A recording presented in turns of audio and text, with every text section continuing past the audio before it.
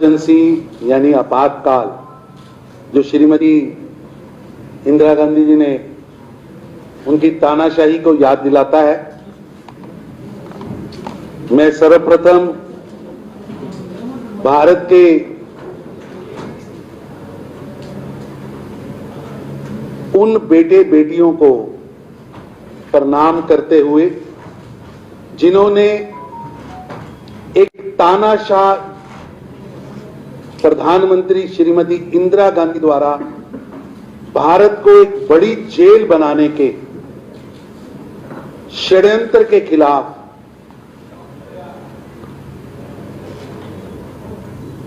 सत्याग्रह किया, लोकतंत्र की हत्या ना हो, कॉन्स्टिट्यूशन बचाया जा सके, अभिव्यक्ति की आजादी की स्वतंत्रता रहे, उसके लिए 18 महीने मीसा में जेल काटी, अत्याचार सहा, कई लोग उसमें से बीमार हो गए, कई स्वर्ग सिधार गए। और मैं जहां उन लोकतंत्र के सेनानियों को, लोकतंत्र के प्रहरियों को सलूट करता हूं, वही भारत के पत्रकार जगत को भी विनम्र प्रार्थना करता हुआ, उनको सलूट करता हुआ, उनके किए हुए कामों को, उनके द्वारा लोकतंत्र की रक्षा के लिए हो रहे यज्ञ में उन्होंने जो आहुतियां डाली, मैं भारत की वीर प्रेस को, आप सब पत्रकार बंधुओं को सलूट करता हूं, क्योंकि मेरे को याद है कि ये वो दिन थे जब संपादकीय पेज अखबार के लोग खाली छोड़ देते थे, क्योंकि इंदिरा गांधी और उनके चमचों का, संजय गांधी का इतना अत्याचार था कि वो वहां झूठ लिखाना चाहते थे, लेकिन प्रेस ने उस समय निर्भय होकर देश के लोकतंत्र की रक्षा की। और मेरे को याद है 3801 अखबार बंद कर दिए गए। ये कांग्रेस की देन थी कि 3801 अखबार इसलिए बंद कर दिए गए क्योंकि वो सच लिख रहे थे। 327 भारत के आप जैसे पत्रकारों को मीसा में बंद कर दिया था। 290 बड़े अखबार जो राष्ट्रीय स्तर के थे, जिनका विज्ञापन बंद कर दिया था। भारत के अंदर रह रहे 7 विदेशी बड़े पत्रकार जो इंटरनेशनल लेवल के थे, उनको जबरन भारत से बाहर भेज दिया वापस। चाहे यूएनआई थी, चाहे पीटीआई थी, चाहे हिंदुस्तान समाचार था, समाचार भारती थी, ये 4 बड़ी एजेंसियों पर इनको इकट्ठा कर पर इनका पहरा बिठा दिया गया था। कलम के ऊपर और कलम के सिपाहियों के ऊपर बैलेट से वार हुआ था, बंदूक की नली के कनपट्टी पे रखकर कलम लिखने के लिए कहा था, लेकिन भारत के उन वीर पत्रकारों को, निर्भय पत्रकारों को, जिन्होंने जेल की कोठरी पसंद की, भूखा रहना पसंद किया, अखबार का विज्ञापन छोड़ा, अखबार बंद करना छोड़ा, लेकिन लोकतंत्र की आवाज को झुकने नहीं दिया।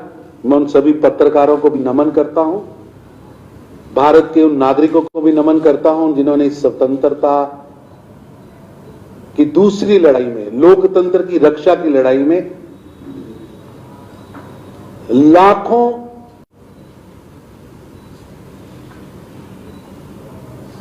लोकतंत्र के प्रहरियों को अपने घरों में शरण दी। मुझे गर्व है, मैं उस पार्टी से आता हूं,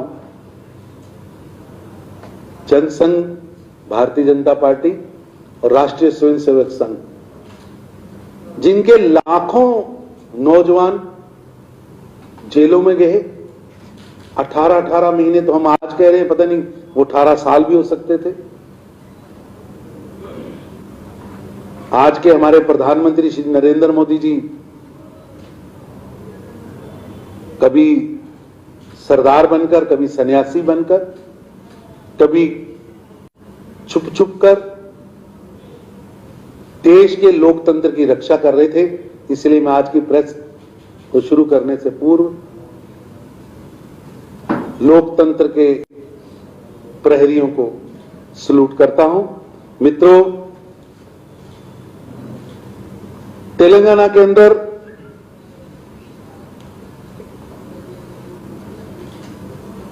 एक ऐसी सरकार काम कर रही है जो सरकार परिवारवाद के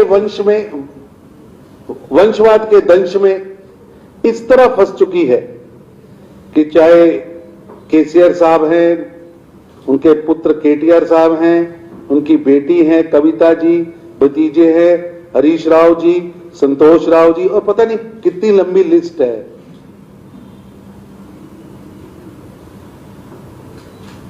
लोकतंत्र का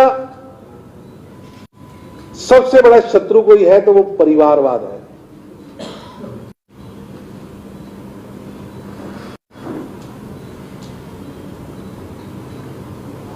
बंगारू तेलंगाना का सपना दिखाया था,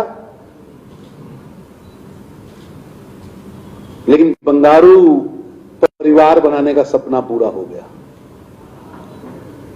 युवा, महिला, किसान, एससी, एसटी, हर वर्ग उन वादों की लिस्ट को याद कर करके रो रहा है कि ये सपना, ये वादा केसीआर साहब ने, टीआरएस की सरकार ने किया था, लेकिन एक भी वादा पूरा नहीं हुआ।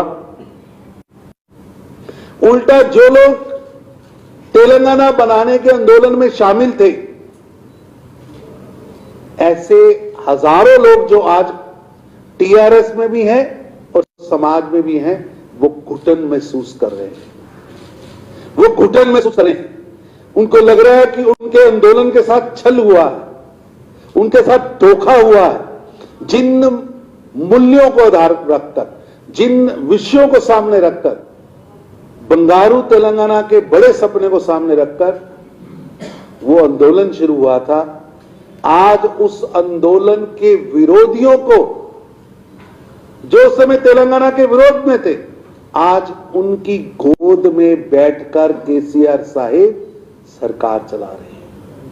और ये जंतर मंतर की सरकार है, जंतर मंतर की तांत्रिक सरकार है, जिसके एजेंडे में जन भला, जनता का भला, गरीब का भला, एससी का भला, महिला का भला, युवा का भला की बजाय तंत्र मंत्र का भला ये सामने रखा है। और कुशासन का हाल ये है कि देश के अंदर सभी स्टेट्स ने पेट्रोल के दाम कम किए, भारत की सरकार ने पेट्रोल के दाम कम किए। 2 बार केंद्र में हमने दाम कम किए, लेकिन तेलंगाना की कुंभकर्ण की नींद में सो रही केसीआर सरकार ने वैट कम नहीं किया। मैं पूछना चाहता हूं आपके माध्यम से,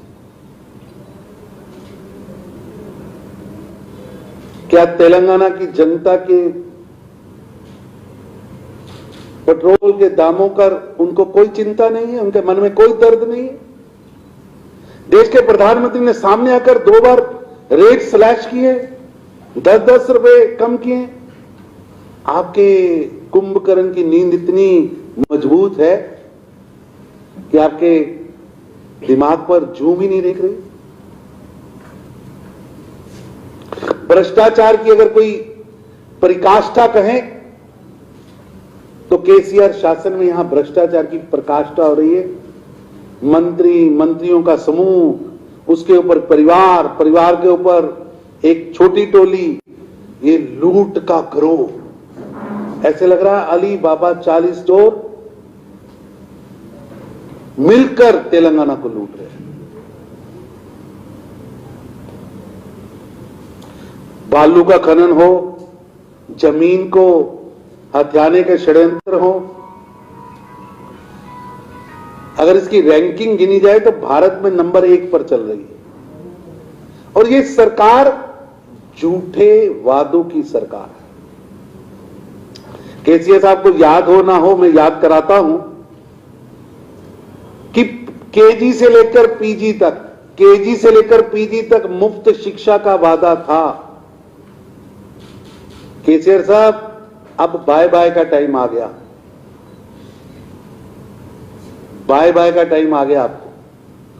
आपकी बाय बाय का टाइम आ गया, लेकिन आपने एक भी वादा पूरा नहीं किया। 3 एकड़ जमीन दूंगा दलितों को, वित्तीय सहायता दूंगा, दलित बंधु लाऊंगा, बेडरूम स्कीम दूंगा, एक भी काम नहीं किया। और उल्टा आकर कहते हैं मैं नया संविधान लिखूंगा। डॉक्टर भीमराव अंबेडकर जी का अपमान कर रहे हैं।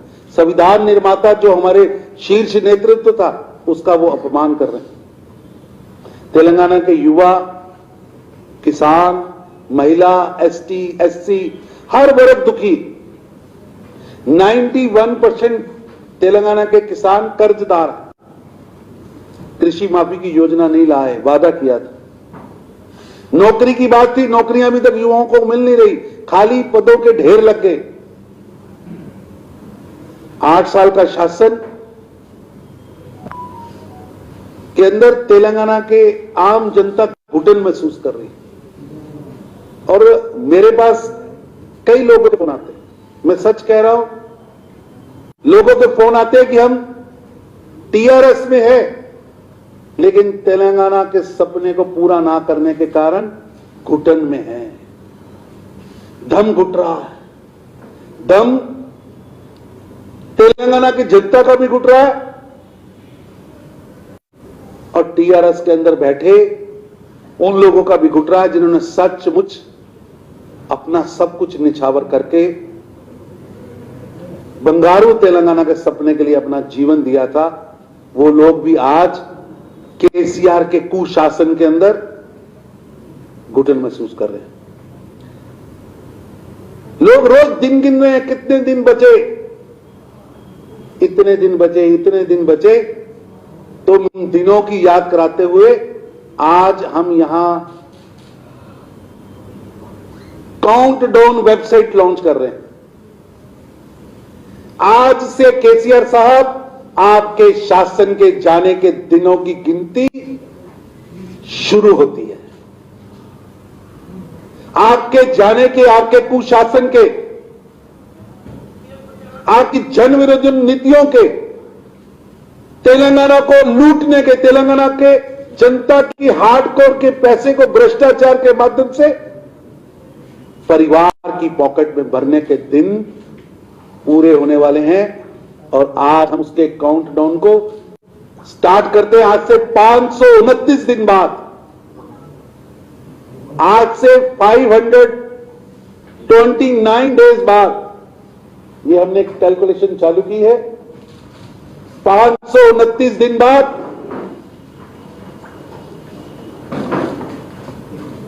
ये बोर्ड अब भाजपा के हर कार्यालय में लगेंगे, भाजपा के हर कार्यक्रम में लगेंगे। और भारतीय जनता पार्टी तेलंगाना संजय बंडी जी के नेतृत्व में ये 529 दिन जनता की आवाज को जन जन तक लेके जाएंगे और जनता की आवाज को मुखर करते हुए हम इस ओर बढ़ेंगे। केसीआर साहब, गद्दी खाली करो, तेलंगाना की जनता आती है। गद्दी खाली करो, भारतीय जनता पार्टी आती है। 529 दिन बाद तेलंगाना की जनता की बाय बाय, केसीआर साहब को बाय बाय। और ये बोर्ड भारतीय जनता पार्टी के हर कार्यालय के बाहर लगेगा।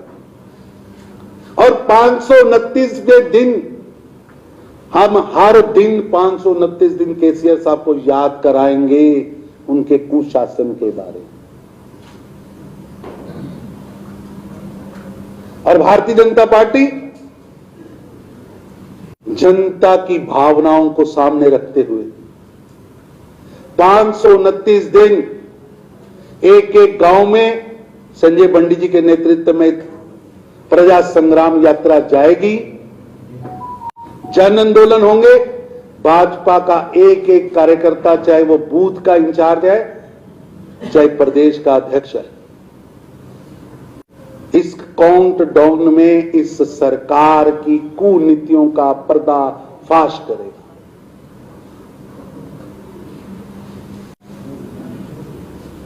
आज की इस प्रेस कॉन्फ्रेंस में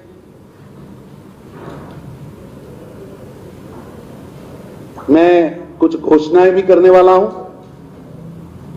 आपके ध्यान में होगा कि भारतीय जनता पार्टी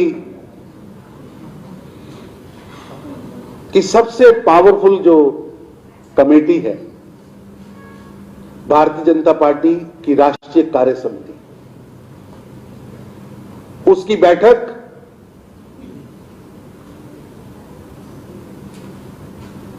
के लिए संजय बंडी जी, तेलंगाना भाजपा बार बार निवेदन कर रही थी कि परिवर्तन के इस मूड में जब पूरा तेलंगाना केसीआर राज से मुक्ति चाहता है, ऐसे में भारतीय जनता पार्टी की राष्ट्रीय कार्य समिति हैदराबाद में हो और देश के 340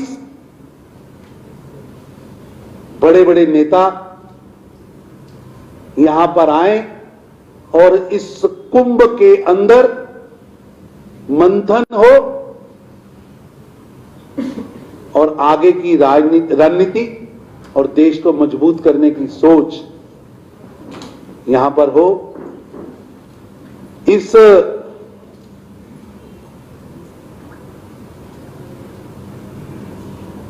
का विवरण इस तरह रहेगा कि 1 जुलाई को राष्ट्रीय महामंत्रियों की बैठक हैदराबाद में होगी। हैदराबाद में एक नगर बसाया जाएगा, एक बहुत बड़ी प्रदर्शनी का आयोजन किया जाएगा। 1 तारीख को वो जनता के लिए वो प्रदर्शनी भाजपा के राष्ट्रीय अध्यक्ष श्री जेपी नड्डा जी जनता को सौंपेंगे। 2 जुलाई को राष्ट्रीय पदाधिकारी बैठक हैदराबाद के अंदर होगी, जिसमें लगभग 138 भाजपा के देश भर के ऑफिस बेयरर्स, प्रदेशों के अध्यक्ष यहां आएंगे और पार्टी को मजबूत करने के लिए, देश को मजबूत करने के लिए बैठेंगे। 2 जुलाई को ही शाम को राष्ट्रीय कार्यकारिणी का आयोजन होगा। विश्व के सबसे बड़े नेता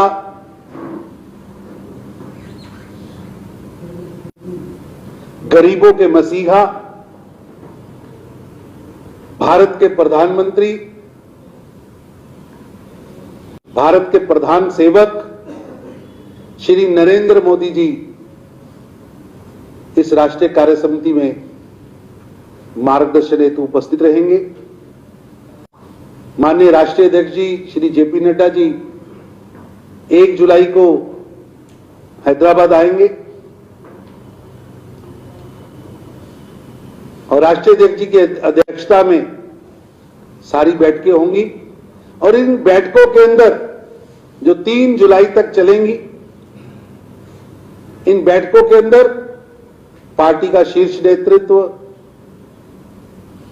पार्टी के पूर्व अध्यक्ष माननीय अमित शाह जी, माननीय राजनाथ सिंह जी, माननीय गडकरी जी सहित सभी कैबिनेट के बड़े बड़े मंत्री, प्रदेशों के अध्यक्ष, लगभग 17 के करीब सीएम, डिप्टी सीएम, पूर्व डिप्टी सीएम, पूर्व सीएम, एक तरह से भारतीय जनता पार्टी की करीम देश के अलग अलग प्रांतों से यहां आएगी और यहां एक संगम होगा। और मित्रों, 3 जुलाई को हैदराबाद के अंदर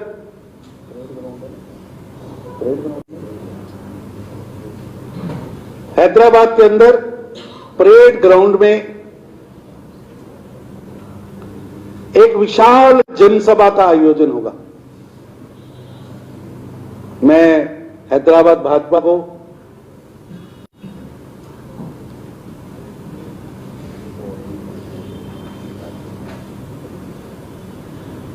तीन जुलाई को शाम को एक बड़ी विशाल जनसभा को प्रधानमंत्री श्री नरेंद्र मोदी जी संबोधित करेंगे और तेलंगाना के अंदर एक नई शुरुआत, बदलाव की शुरुआत, भाजपा के आने की आहट, भाजपा की सरकार बनने की शुरुआत विश्व के सबसे बड़े नेता श्री नरेंद्र मोदी जी की वाणी से होगी।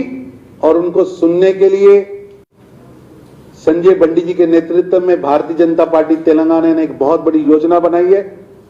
उस योजना के तहत हर बूथ से भाजपा का कार्यकर्ता इस सभा में आएगा।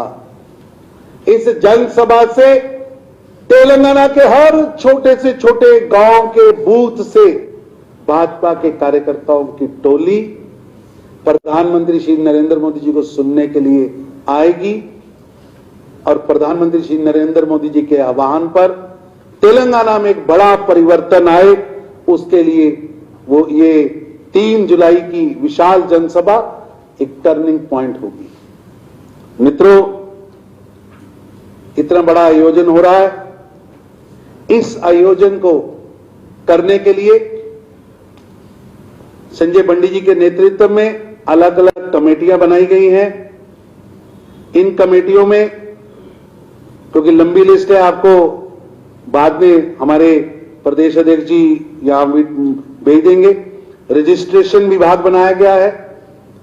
पार्टी की ओर से एनईसी का अकोमोडेशन, प्रधानमंत्री जी का वेलकम, मीटिंग में आने वाले सभी प्रतिनिधि तेलंगाना की संस्कृति के साथ जुड़े, कोई गुजरात से आ रहा है, कोई पंजाब से आ रहा है, कोई हिमाचल से आ रहा है, कोई कर्नाटका से आ रहा है, कोई केरल से आ रहा है, वो तेलंगाना के संस्कृति से नजदीक आए, उसके अलग से प्रबंधन किया गया है। अलग अलग विभाग, सैनिटेशन से लेकर एडिटोरियम तक, रहने से लेकर उनको ले जाने आने तक एक एक विभाग बनाया गया है। और तेलंगाना भाजपा पूरे देश से आने वाले नेताओं को, चाहे वो रेलवे स्टेशन से आए, चाहे हवाई जहाज से आए, उनके स्वागत के लिए आंखें बिछाकर उन्होंने उसके लिए विभाग बनाए हैं। आप सब लोग भी उस 3 दिवसीय बैठक का हिस्सा बन सके, आपको भी बैठक की जानकारियां मिल सके, इसके लिए पार्टी ने अपने राष्ट्रीय सह मीडिया प्रभारी संजय जी को यहां पहले भेजा है।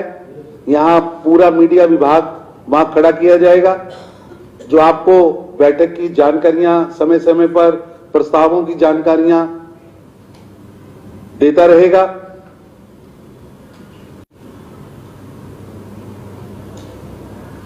इन सारे आयोजन को करने के लिए भारतीय जनता पार्टी तेलंगाना ने संजय बंडी जी के नेतृत्व में तय किया है कि हम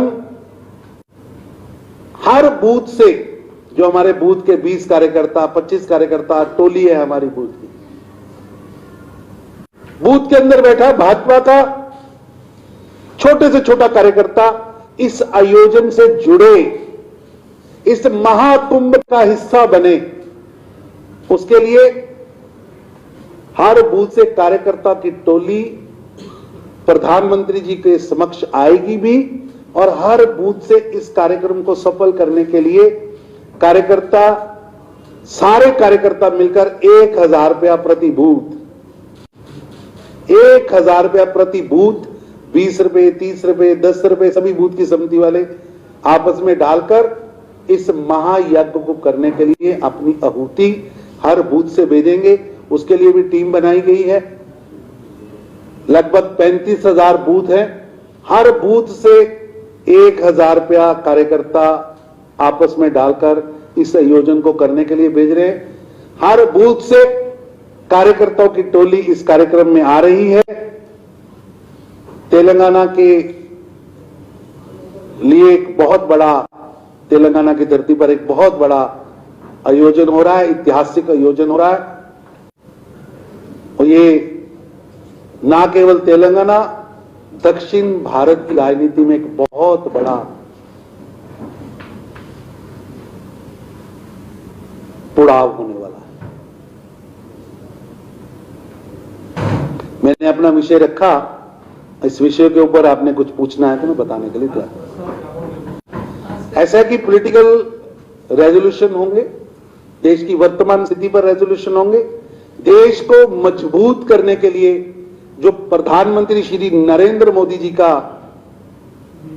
पिछले 8 वर्षों से जो उन्होंने अभियान छेड़ रखा है, उसके लिए मंथन होगा और जो जो प्रस्ताव पास होंगे उन सब की जानकारियां समय समय पर हमारा मीडिया विभाग वहां पर देता रहेगा। वहां हमारे मीडिया विभाग के लोग रहेंगे, जो अंदर देश का शीर्ष नेतृत्व प्रस्ताव पास करेगा, आपको मौके पर हम है जी। ये सब विषय बैठक के अंदर ही तय होते हैं। यहां लोकतंत्र है, ये किसी मां बेटे की पार्टी नहीं है, बाप बेटे की पार्टी भी नहीं है, कुटुंब की पार्टी भी नहीं है। राष्ट्रीय पदाधिकारियों की बैठक में प्रस्तावों की चिंता होती है और राष्ट्रीय कार्य समिति की बैठक में प्रस्ताव पास होते हैं। यहां डेलीगेट तय करते हैं कि किस ओर जाना है, शीर्ष नेतृत्व तो रास्ता दिखाता है। भारतीय जनता पार्टी एक लोकतांत्रिक पार्टी। हाँ दीदी, सब कुछ उसमें होगा। वो सब चीजें आपको समय समय पर हमारा मीडिया विभाग आपको बताएगा। पहली बैठक महामंत्री का भी आपको मीडिया रिलीज आएगा। हर बैठक का मीडिया, हमने वहां एक पूरा मीडिया हाउस बनाने वाले हैं। आप लोगों के साथ और भी जो प्रतिनिधि दिल्ली से या केंद्र से आपके समाचार पत्रों के या टीवी चैनल्स के आएंगे, उनको भी वहां हम लोग अकोमोडेट करेंगे, आपको भी अकोमोडेट करेंगे। एक पूरा कैंपस आपके लिए बनाया गया है। हाँ, कोई ना कोई वरिष्ठ नेता वहां आकर आपको थोड़ी थोड़ी देर बाद बैठक की जानकारी भी देता रहे। मोदी जी 2 तारीख को आएंगे और 3 तारीख की सभा को संबोधित करेंगे। प्रधानमंत्री जी के बारे में मेरा आज तक 8 वर्षों में ऐसी कोई कार्य समिति नहीं है जिसमें प्रधानमंत्री जी पूरा समय ना रहे। वो देश के नेता हैं, विश्व के नेता हैं, मार्गदर्शक है, लेकिन उनके अंदर आज भी कार्यकर्ता भाव सबसे इंपॉर्टेंट है। वो कार्यकर्ता भाव से ही सारे काम करते हैं।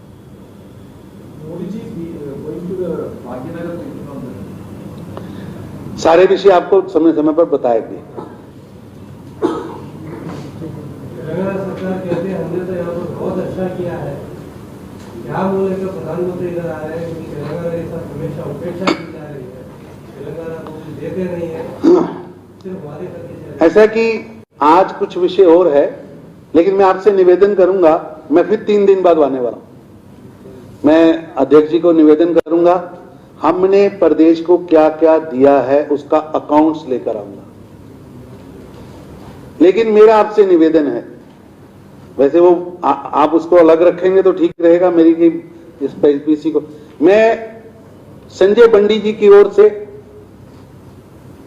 केसीआर साहब को चैलेंज देता हूं कि तेलंगाना का चुराहा उनका, मोहल्ला उनका, स्टेज उनकी, वो चुने, वो कोई चैनल चुन ले, समाचार पत्र चुन ले। भारतीय जनता पार्टी का प्रदेश अध्यक्ष संजय बंडी जी वहां भाजपा की केंद्र सरकार की उपलब्धियों के कार्यक्रम को लेकर आएंगे। वो अपने कार्यक्रम लेकर आए, जनता के सामने दोनों अपनी अपनी चीजें बताएंगे। मैं उन्हें खुली बहस की चुनौती देता हूं। हमारा अध्यक्ष आएगा, केसीआर साहब आप भी आइए, आप अपने 8 वर्षों का हिसाब दीजिए, हम अपने 8 वर्षों का हिसाब देंगे, जनता तय करेगी। मैं उनको चुनौती देता हूं। कुछ बताने को नहीं है, कुछ बताने को नहीं। एक दिन भी मंत्रालय नहीं गए, कुछ बताने को नहीं है। अगर मैं बोलूंगा तो पोल खोलूंगा, आने दीजिए मौका। 529 दिन 20 घंटे 56 मिनट रह गए केसीआर साहब को बाय बाय करने की। 530वें दिन बाय बाय। 530वें दिन क्या होने वाला है? भाजपा की सरकार बनने वाली है। दीवार पर लिखा है, आपके दिल पर लिखा है, वैसा आपके दिल पर लिखा है, तेलंगाना के हर नागरिक के दिल पर लिखा है कि 530वें दिन गरीबों के लिए काम करने वाली, नौजवानों के सपनों को पूरा करने वाली, किसानों को पूरा हक दिलाने वाली, महिलाओं को न्याय दिलाने वाली भारतीय जनता पार्टी की सरकार बनेगी, जो बंगारू तेलंगाना के सपने को, तेलंगाना आंदोलन के अंदर जिन्होंने तप किया, जिन्होंने अपना सब कुछ दिया, संघर्ष किया, उनके सपनों को पूरा करने वाली सरकार बनेगी। How ready is your party for an early election? How ready is your party for an early election in case this government falls? Bhajpa हर समय तैयार है। केसीआर साहेब अपनी डूबती हुई, लड़खड़ाती हुई नैया को बचाने के लिए कुछ भी करें, हम तेलंगाना की जनता की आवाज बनकर हर समय तैयार हैं। और मैं दोबारा दोहरा रहा हूं कि संजय बंडी जी की ओर से जनता के बीच में आकर खुली चुनौती है कि केसीआर साहेब 8 साल का हिसाब लेके आइए, हम भी 8 साल का हिसाब हमारे प्रदेश अध्यक्ष लेके आएंगे। आइए जनता को तय करने दीजिए और बताइएगा आते कि किस जंतर मंत्र के कारण, किस तांत्रिक के कारण आप कार्यालय नहीं जाते। बताइए कि आपके कुटुंब के लोग, जब तेलंगाना का आंदोलन चल रहा था, नौजवान आत्मदाह कर रहे थे, नौजवान जेलें भर रहे थे, परिवार के परिवार सड़कों पर थे, आपका परिवार उस समय विदेश के किस देश में बैठा था? बताइए ना, आने दीजिए, हम खुली बहस के लिए भी तैयार। आपने बोला कि आपको कॉल्स आ रहे हैं टीआरएस के लोगों में, ये किस लेवल के लोग हैं? मिनिस्टर से हैं, एमएलए से हैं? आप पत्रकार हैं, आप बताइए कि टीआरएस के अंदर जिन लोगों ने बंगारू तेलंगाना बनने का सपना देखा था, वो घुटन महसूस कर रहे हैं कि नहीं कर रहे हैं? मेरे पास फोन आते हैं, लोग दुखी हैं, उनको लग रहा है उनके साथ छल हुआ है।